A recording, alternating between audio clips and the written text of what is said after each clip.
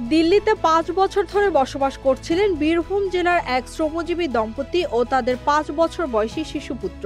কিন্তু তাদেরকে বাংলাদেশে অনুপ্রবেশকারী সন্দেহে আটক করে পুলিশ। পরে জোর করে পাঠিয়ে দেয় বাংলাদেশে। এই ঘটনা নতুন করে উদ্বেগ বাড়িয়েছে, কারণ কয়েক মাস ধরে বাংলাভাষী শ্রমিকদের এভাবে অনিয়মিতভাবে ফেরত পাঠানোর ঘটনা একাধিকবার ঘটেছে। এ খবর দিয়েছে ভারতের প্রভাবশালী অনলাইন ডেইলি টেলিগ্রাফ। এতে আরও বলা হয়, আলোচিত ওই দম্পতির ২৬ বছরের দানিশ শেখ ও তার ২৪ বছর বয়সী স্ত্রী সোনালী খাতুন।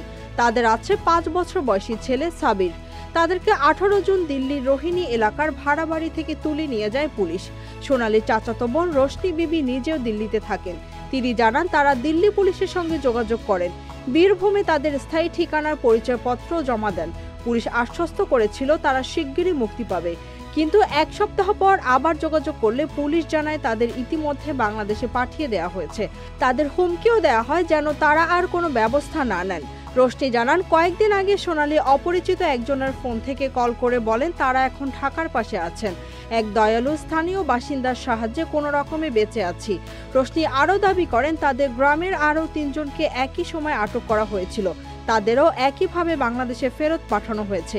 এর আগেও উত্তর ২৪ পরগনার বাদগাঁয়ের এক দম্পতি সহ ৭ জন শ্রমিক মহারাষ্ট্র পুলিশ আটক করে বিএসএফ এর মাধ্যমে বাংলাদেশে ঠেলে পাঠানোর অভিযোগ উঠেছিল। পরে পশ্চিমবঙ্গ সরকারের হস্তক্ষেপে তাদের ফিরিয়ে আনা সম্ভব হয়। Z news, Dhaka.